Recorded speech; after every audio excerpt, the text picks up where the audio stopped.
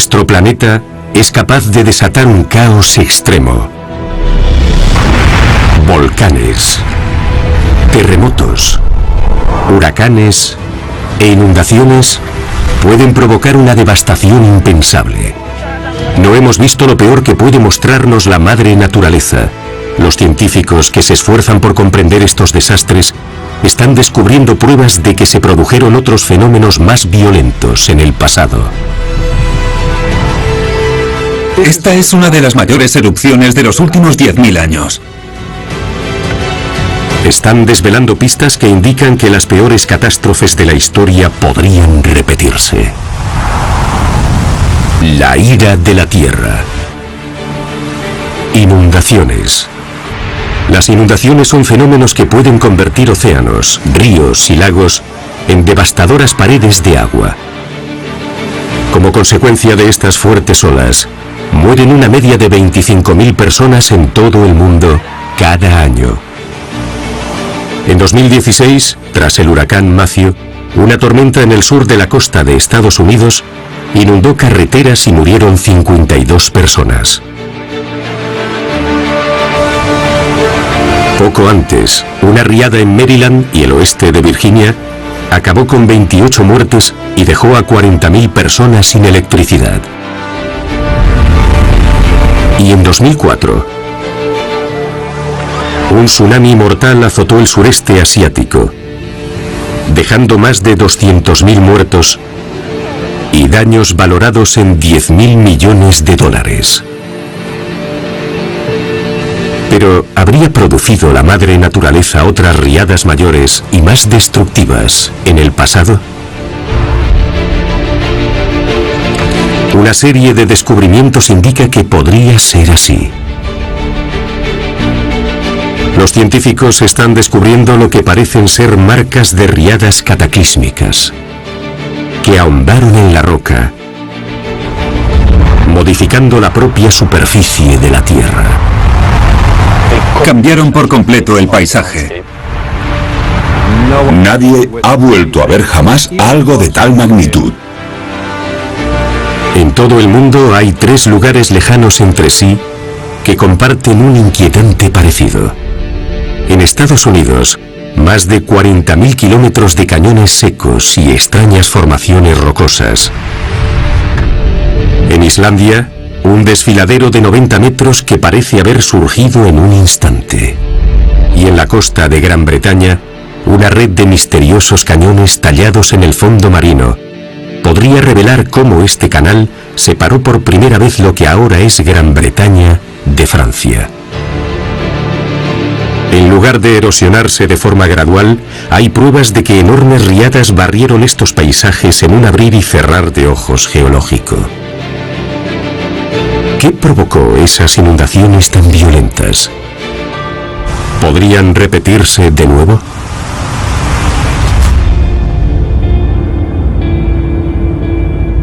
Las primeras pistas las encontramos aquí, en el noroeste de Estados Unidos. Las llanuras del estado de Washington se extienden durante cientos de kilómetros y de repente el paisaje cambia. Y tras las llanuras se abren paso grandes desfiladeros, algunos de hasta 300 metros de profundidad. Vemos islas de roca de la altura de un edificio de 30 plantas y en otros lugares aparecen extrañas depresiones redondas, como gigantescos socavones que caen hasta 15 metros. Es la zona de las Scablands, llamada así por los colonos porque el paisaje les recordaba a cicatrices o heridas en la roca. A más de 100 kilómetros al este de Seattle, este misterioso paisaje se extiende por un área de 40.000 kilómetros cuadrados. Los geólogos llevan más de un siglo tratando de comprender qué fuerzas pudieron formar las Scablands. Cuando observamos un paisaje, es como un policía que analiza el lugar de un delito. En el caso de este paisaje, vemos elementos que son nuestras pistas. para identificar esas pistas hay que ser un experto.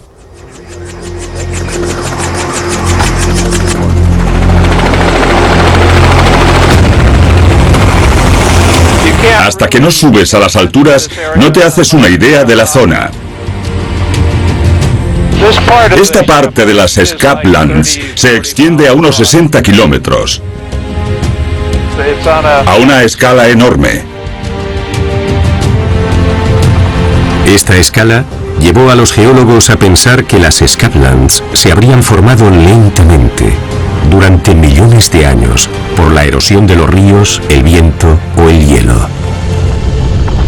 Durante las últimas glaciaciones y con la bajada de las temperaturas, los casquetes glaciares tallaron grandes valles en la roca, como estos en el Parque Nacional de los Glaciares, en Montana. Y los ríos, que llevan eones erosionando la roca, han formado los paisajes más espectaculares de la Tierra, como el Gran Cañón en Colorado. Pero el mapeo de sedimentos dejados por los glaciares al derretirse hace 12.000 años muestra que el hielo tan solo llegó hasta el borde norte de las Scablands. Y la vista de pájaro de Vic Baker revela que el culpable fue la corriente de agua.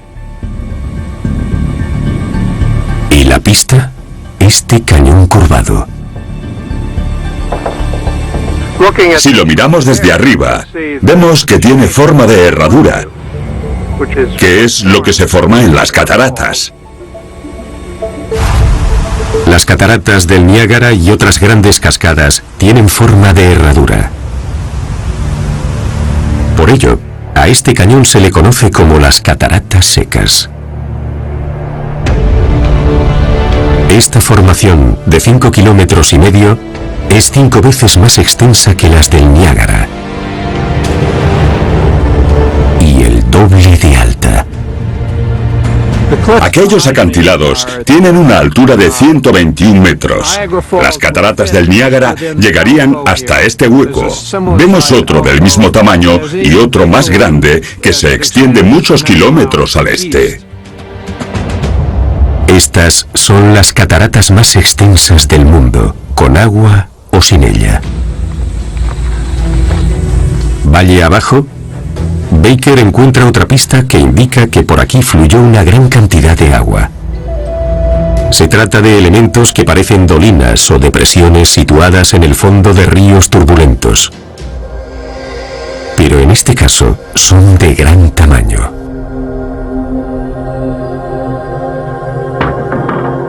Como veis, tendrá unos 15 metros de profundidad. Las depresiones de un río normal son del tamaño de una persona, pero en esta podrían caber varios elefantes.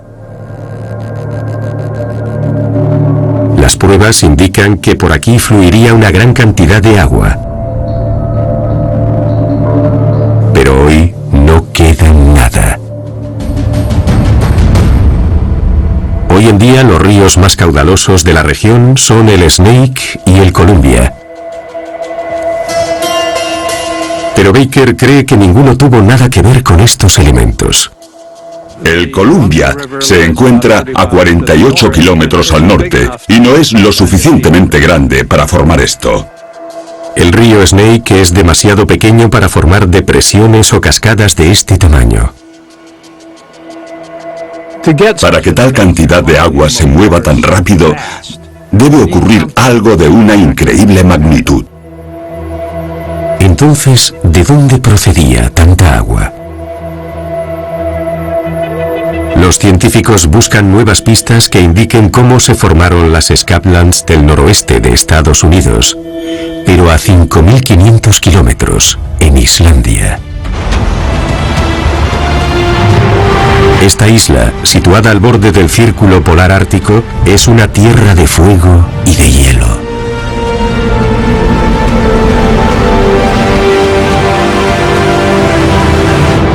En su extremo noreste vemos marcas en el paisaje que recuerdan a las Scablands de Washington. Una la garganta con forma de herradura, acantilados de más de 90 metros de altura y una altísima isla de roca. Este es el cañón Asbyrgi.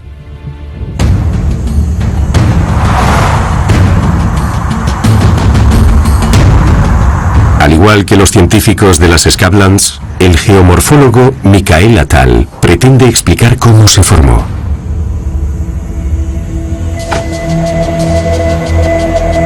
Parece una catarata seca.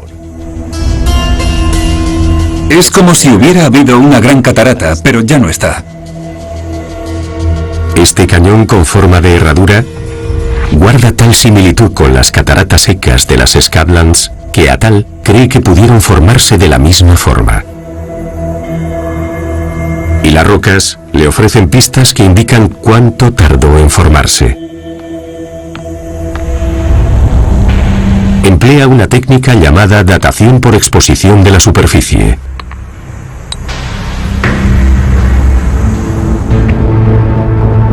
La superficie terrestre está sometida al continuo bombardeo de rayos cósmicos. Las rocas enterradas en la Tierra están protegidas de estos rayos. Pero en cuanto se exponen las rocas, como en estos acantilados, los rayos cósmicos colisionan con los átomos de la superficie. La fuerza de estas colisiones hace que los neutrones y los protones de los átomos se desprendan y modifiquen los elementos de las rocas. Esto produce la formación de nuevos elementos, incluida una forma poco común de helio. Estos átomos de helio se van acumulando con el tiempo a un ritmo predecible, por lo que al medir su concentración es posible determinar cuánto tiempo ha estado expuesta la roca. Es como parar el cronómetro. Attal toma muestras de las rocas de todo el cañón Asbyrgi y compara el tiempo que estuvieron expuestas. Los resultados muestran algo sorprendente. Todas las rocas de esta zona estuvieron expuestas al mismo tiempo, lo cual significa que todo el cañón se formó de una sola vez. Este cañón se formó por un solo fenómeno hace 9000 años. Una fuerza de movimiento lento, como un glaciar, la erosión o una elevación gradual la habrían expuesto a las rocas del cañón en momentos diferentes. Por tanto, tuvo que ser un desastre natural rápido, como una gigantesca riada.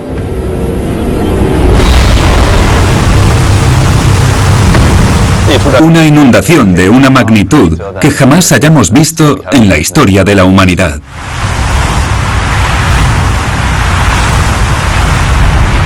A miles de kilómetros, los científicos de las Scablands coinciden en la misma idea. Todas las señales y las pistas de este paisaje apuntan sin lugar a dudas que se trató de una inundación catastrófica. Parece imposible que una enorme riada pudiera transformar este paisaje.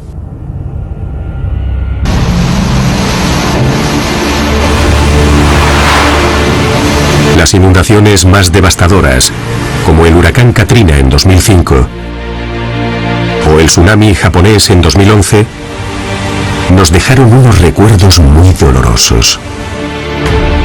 Pero no han dejado ninguna señal en la base rocosa, como vemos en Islandia y en las Scablands. Nadie ha vuelto a ver jamás algo de tal magnitud. Estamos hablando de inundaciones que cambiaron por completo el paisaje. Rara vez se ven inundaciones tan fuertes como para formar cañones en la base rocosa. Pero en 2002 se pudo grabar un ejemplo.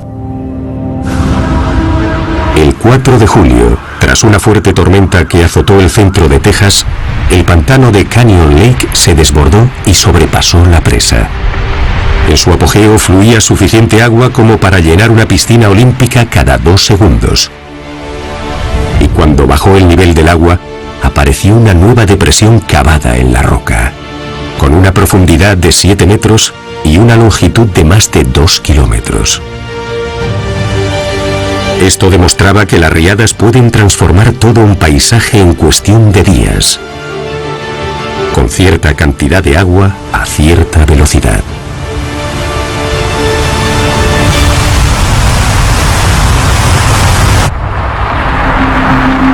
En Islandia, el geofísico Magnús Gudmundsson cree haber descubierto cómo se produce tal liberación de agua.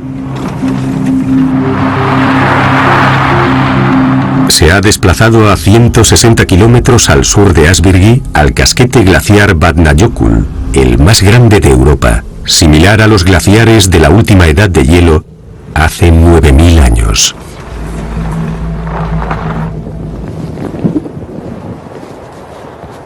Este glaciar es la única fuente de agua que podría provocar las riadas que formaron Ásbyrgi. En algunas zonas tiene más de 900 metros de profundidad, cientos de kilómetros cúbicos de agua en forma de hielo. Tenemos todo este hielo, pero ¿cómo se convierte en una riada? Gudmundsson cree que la clave se halla bajo el casquete glaciar. 7 enormes volcanes. En 1996, uno de ellos entró en erupción y provocó la inundación más devastadora que había sufrido Islandia en más de 50 años. De vez en cuando, se producen erupciones tan fuertes que derriten grandes cantidades de hielo en cuestión de horas. Más de 3 kilómetros cúbicos de agua derretida por la erupción arrasaron el paisaje 17 veces más rápido que las cataratas del Niágara, destruyendo carreteras, puentes y tendido eléctrico.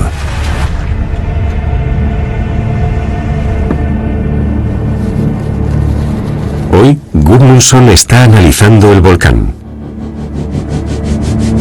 Al registrar la elevación y el movimiento, su equipo ha descubierto que hay un lago de agua derretida bajo el hielo. Estamos sobre una plataforma de hielo flotando sobre un lago.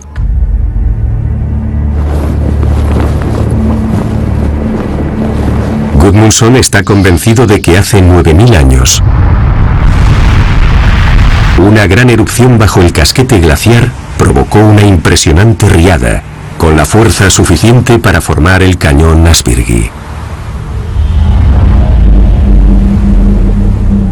¿Podría una cadena de fenómenos como esta provocar una gran riada con la capacidad de formar las Scablands en Norteamérica?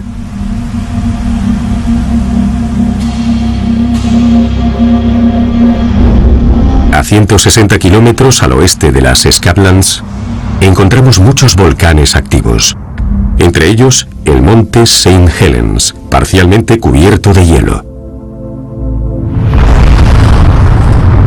En 1980, el monte St. Helens entró en erupción y liberó una inmensa cantidad de calor.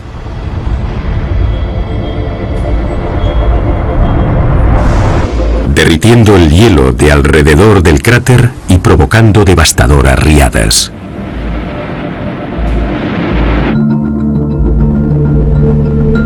Pero aunque se hubiera derretido de una vez todo el hielo de este volcán, no bastaría para transformar la roca en una extensión de 40.000 kilómetros cuadrados.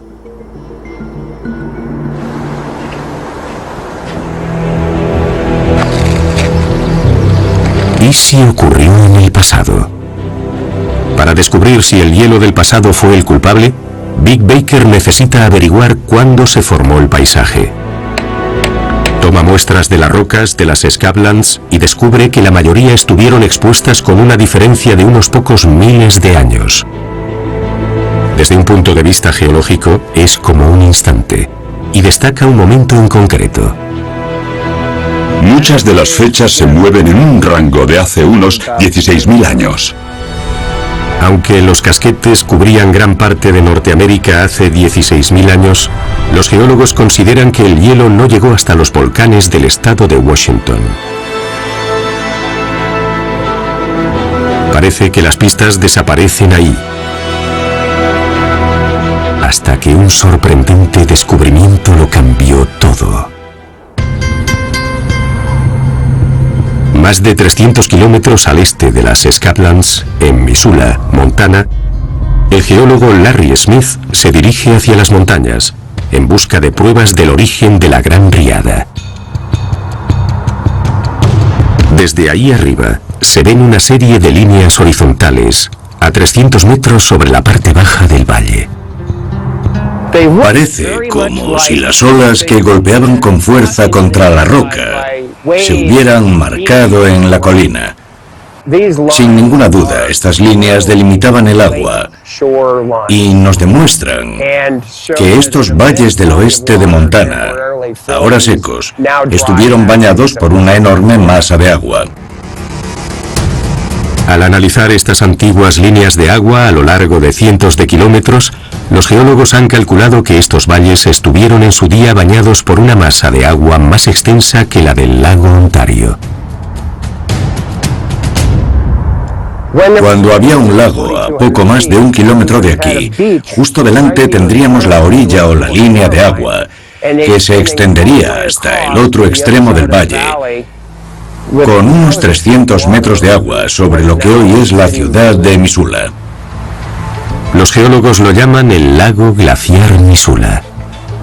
Es una cantidad inmensa de agua, y si el lago se vació rápidamente, podría ser fundamental para formar las abruptas Scablands. Pero hoy no hay ningún lago, porque es un valle abierto. La pregunta es, ¿dónde, cuándo y cómo se formó un dique para crear este lago? Smith se dirige hasta el extremo más estrecho del valle. No hay signos de corrimientos de tierra ni caída de rocas que formasen un dique para el lago en el pasado.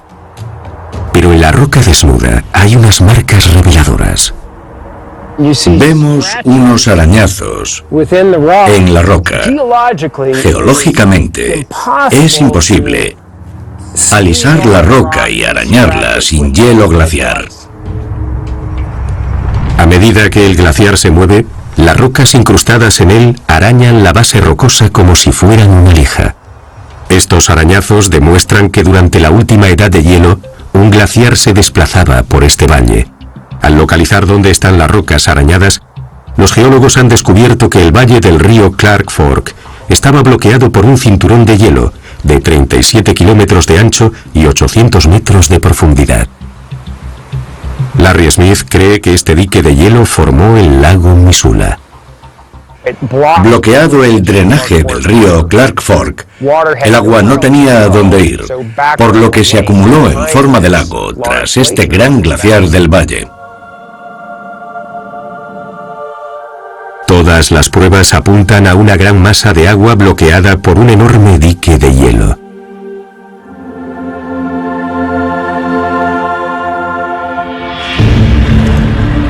Un lago tan extenso que podría haber formado los cañones de las Scablands, si sus aguas se hubieran liberado rápidamente de una sola vez.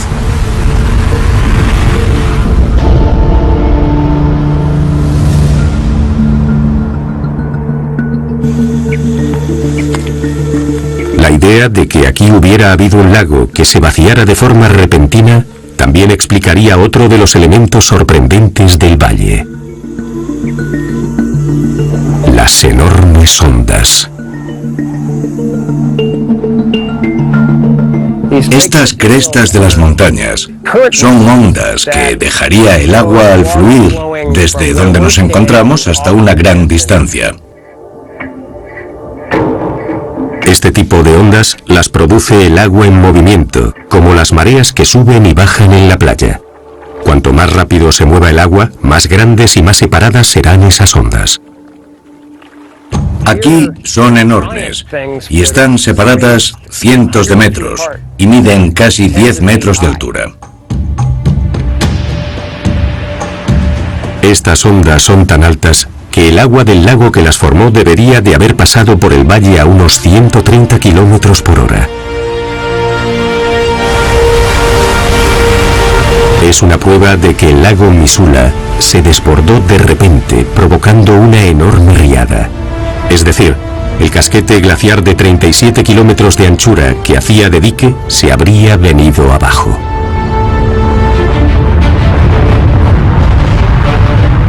¿Cómo podría ceder un dique de hielo de ese tamaño de forma tan espectacular?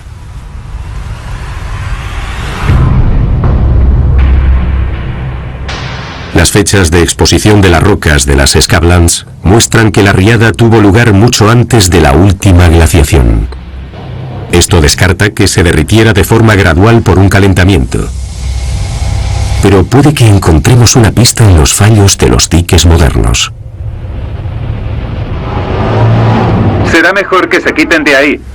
En 1976 falló el dique Teton, de 90 metros de altura, recién construido en Idaho, liberando casi 300.000 millones de litros de agua. La riada se llevó casas y coches y murieron 11 personas. El agua que se había filtrado bajo el dique relleno de tierra lo había erosionado por debajo. Larry Smith cree que el agua que se filtró bajo el dique de hielo también provocó la devastadora riada del lago Missoula. Bajo este lago de 600 metros de profundidad, la presión del agua es enorme. Así que por cualquier pequeña grieta en el hielo, entraría agua a gran presión. Esto haría que esa red de grietas formara una serie de túneles bajo el hielo.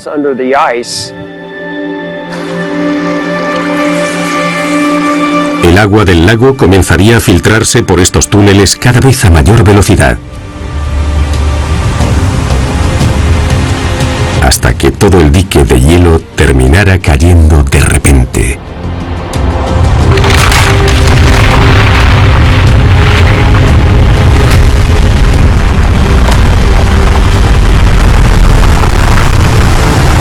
En cuestión de minutos u horas, cae en forma de cascada de agua por toda la zona. Cuando la gente piensa en riadas, recuerda imágenes de televisión en las que un río se desborda, hay una casa bajo el agua o una persona en un tejado. Piensen en el agua a decenas de metros sobre esa casa. Esa es la diferencia de magnitud de esta inundación. Recopilando todas estas pruebas, los científicos pueden descifrar esta catastrófica riada paso a paso. Hace unos 16.000 años, el gran dique de hielo del lago Missoula falló.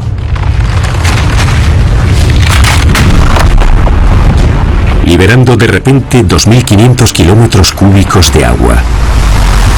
Este volumen equivale a 10 veces el caudal normal de todos los ríos del mundo. Este torrente tan agresivo barrió todo el estado de Washington, arrastrando miles de millones de toneladas de roca de un paisaje que era llano. Habría bloques de hielo, rocas, aguas turbulentas. Habría un ruido atronador. En cuestión de horas, la riada llegó hasta el Océano Pacífico, transportando 5.000 kilómetros cúbicos de roca y tierra arrancadas de forma violenta de las Escavlands.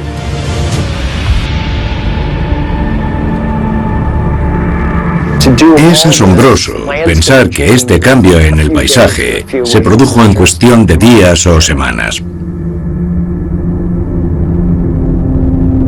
Las películas de desastres naturales de Hollywood ni siquiera se acercan a lo que esta riada provocó en el paisaje.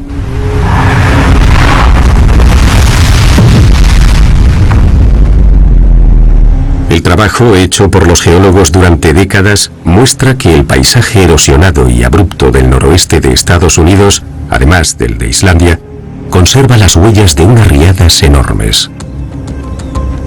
Ahora, este descubrimiento ayuda a los científicos a descifrar otro misterio en otra parte del mundo. A miles de kilómetros, en el canal que separa Gran Bretaña de Francia. Actualmente, el Canal de la Mancha une el Mar del Norte al este con el Océano Atlántico al oeste. Es la vía marítima más empleada del mundo.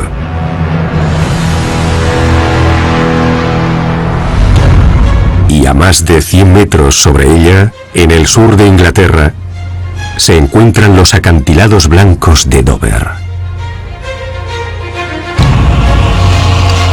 Los geólogos, como James Lawrence, creen que estos simbólicos acantilados de caliza guardan un extraordinario secreto, y él se dirige al borde para buscar las pistas.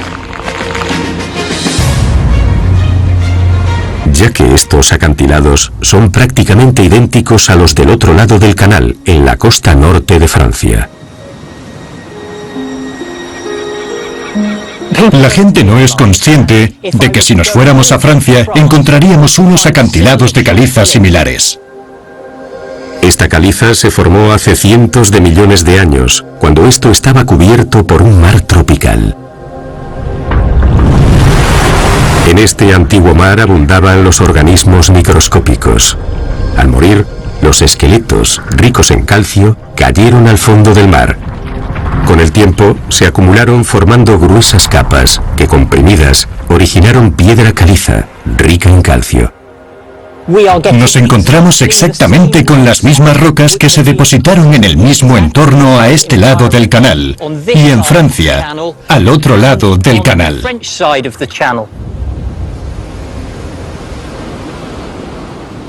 Lawrence ha hallado pruebas de que la relación entre los acantilados de Francia y de Inglaterra van más allá de la caliza en sí.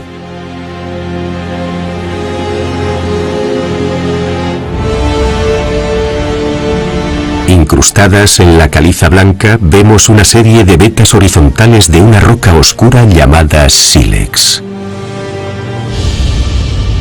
Aquí vemos una fantástica veta de sílex. El sílex, una forma del mineral cuarzo, se forma gracias a cambios químicos en el océano.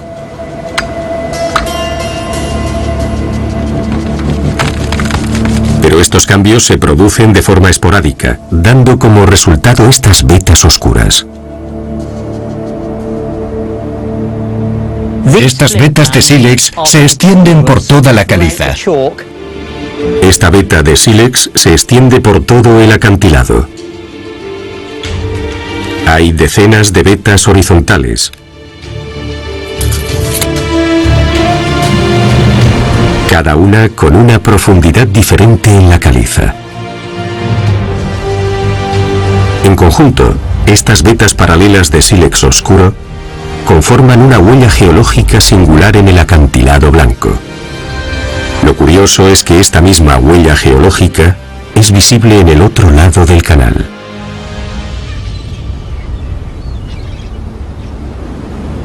La caliza y el sílex de estos acantilados forman un código de barras idéntico al de la caliza y el sílex de los acantilados de Francia. La distancia y la profundidad de las vetas de sílex coinciden exactamente. Para Lawrence, se trata de una prueba concluyente. Lo que demuestra esta prueba es que había una cresta de caliza que conectaba a Inglaterra y Francia. Estas capas de sílex nos dicen que hace cientos de miles de años, una cresta de caliza de 11 kilómetros de ancho recorría el canal a lo largo de 34 kilómetros y unía a la actual Gran Bretaña con el continente europeo. Es increíble pensar que había una masa de tierra que se extendía a través del mar. Pero este descubrimiento planteaba un nuevo misterio. De alguna forma, los acantilados de Inglaterra y Francia se separaron con el tiempo. Si Gran Bretaña y Francia estuvieron unidas, ¿qué fuerza las separó e hizo que Gran Bretaña se convirtiera en isla? Atención, control. Al explorar el fondo marino del Canal de la Mancha, la geóloga Jenny Collier halló una prueba que explicaría qué le ocurrió a la cresta de caliza que una vez unía Gran Bretaña y Francia. 4, 5, 6, 10 metros en un segundo. Hay una caída muy pronunciada en la topografía y es el borde de una formación poco frecuente.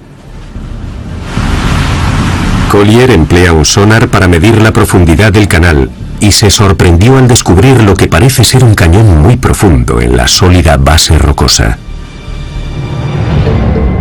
El sonar emite ondas de sonido hacia el fondo del mar. A mayor profundidad, más tardará en regresar el sonido. Collier esperaba que el fondo del canal fuera plano, pero el sonar le muestra algo mucho más sorprendente. Hemos descubierto una formación geológica impresionante en medio del estrecho. A pesar de la gran importancia global de esta vía marítima, el fondo marino del canal es un gran desconocido. Para investigar este gran hallazgo geológico, Collier y sus colegas emprendieron una importante tarea. Con un sistema de sonar más avanzado, cartografiaron 136 kilómetros cuadrados del canal, con una precisión de 10 centímetros. Esto reveló una curiosa imagen de canales, islas de roca, piscinas de inmersión y valles, a 90 metros de profundidad, en la roca del fondo marino. En Europa no tenemos nada parecido. Solo hay un lugar donde se den todos estos elementos. Sin agua, el terreno bajo el Canal de la Mancha es curiosamente parecido a las Scatlands del estado de Washington.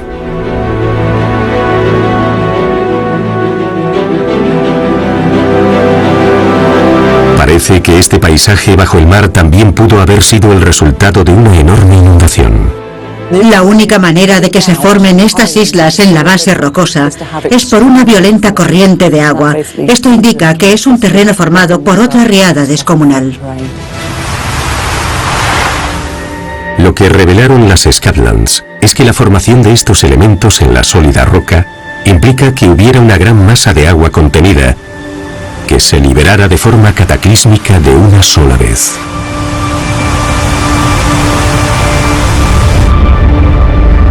Pero actualmente el Canal de la Mancha fluye entre dos mares abiertos.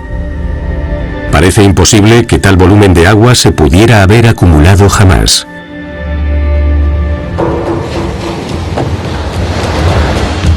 Sin embargo, el geólogo Phil Gibbard cree tener la respuesta. La prueba la encontramos a 200 kilómetros al norte del Canal de la Mancha, en la costa norte de Norfolk, bajo estos acantilados.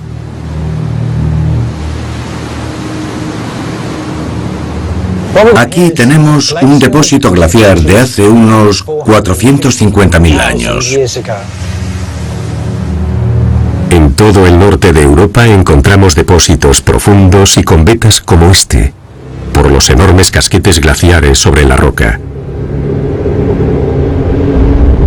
Hace 450.000 años, Gran Bretaña pasaba por una glaciación. Los casquetes glaciares, de 1,5 kilómetros de altura y que se extendían cientos de kilómetros, llegaron procedentes de Escandinavia. Estos habrían bloqueado la cuenca norte del Mar del Norte. Y al sur, la cresta de caliza que separaba Francia de Gran Bretaña formaba un dique natural. Phil Gibbard cree que el agua derretida de los casquetes y los ríos que se vertía en el Mar del Norte no tenía a dónde ir, por lo que el agua se acumuló tras la cresta de caliza formando un extenso lago. Las pruebas de este lago en la edad de hielo se encuentran en los acantilados en forma de capas horizontales de sedimentos. Como vemos, los sedimentos están en horizontal. Esta horizontalidad solo se puede producir en un lago cuando el agua no fluye. Y no en unas aguas turbulentas, como las de un océano. Gibbard ha descubierto formaciones parecidas en otros lugares cercanos al Mar del Norte, algunas de ellas a 30 metros sobre el actual nivel del mar. Esto era un enorme lago, similar a los grandes lagos de Norteamérica, y sería la única razón que podría provocar una enorme riada que daría lugar al estrecho de Dover. Las pruebas indican que este lago glaciar se vació y formó los impresionantes elementos que se encuentran bajo el Canal de la Mancha. Y tuvo que ocurrir muy rápidamente. Para formar estos elementos, la cresta de roca debería haber caído muy rápido. Pero los científicos se preguntan qué pudo originar esto. ¿Cómo pudo haberse derrumbado de forma tan agresiva un sólido puente de roca entre Gran Bretaña y Francia?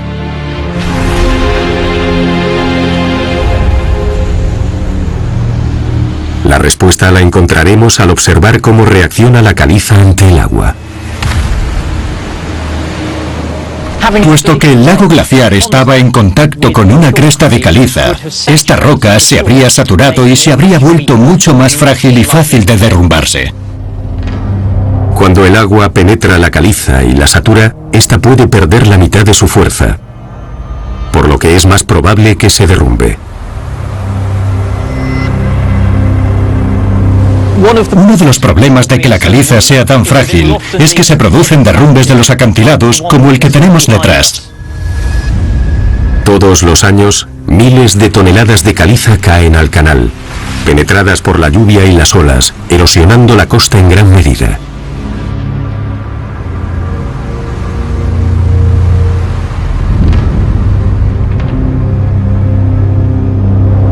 Muchos geólogos creen que durante una glaciación anterior, hace casi medio millón de años, el agua del Mar del Norte penetró en la cresta de caliza y la debilitó terriblemente. Cuando el lago alcanzó gran profundidad, el agua comenzó a pasar por encima de la cresta en forma de cascada, erosionando rápidamente la caliza.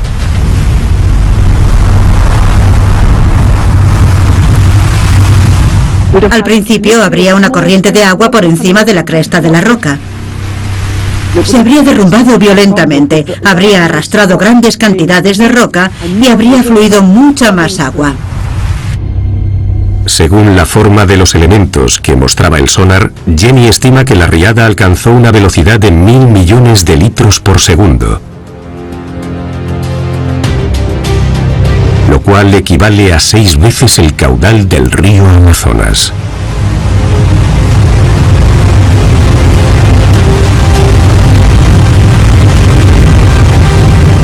Se habría visto una gran ola que sobrepasaba y formaba una enorme depresión en el paisaje. Esta avalancha continuó cayendo y rompió la cresta de caliza que unía Gran Bretaña con Francia para llegar al Océano Atlántico. Esta riada cataclísmica creó el Canal de la Mancha y comenzó el proceso de erosión que hizo que Gran Bretaña se convirtiera en isla. Las pistas que encontramos en Islandia,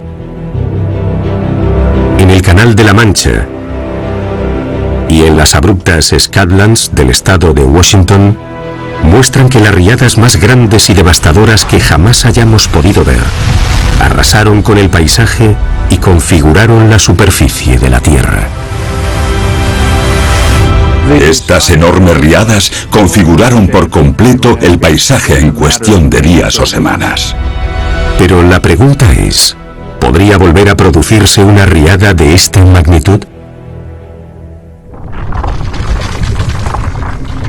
Un elemento que tienen en común todas estas riadas es una gran masa de hielo que se derrite y se derrumba repentinamente de una sola vez.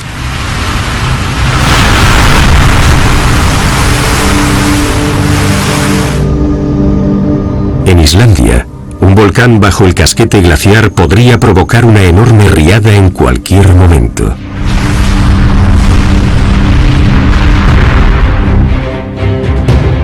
Afortunadamente, en la zona inundable de Islandia apenas vive gente, y la gran cantidad de hielo necesaria para formar lagos glaciares de la magnitud de los que crearon el Canal de la Mancha y los Scatlands tan solo se forman durante las glaciaciones.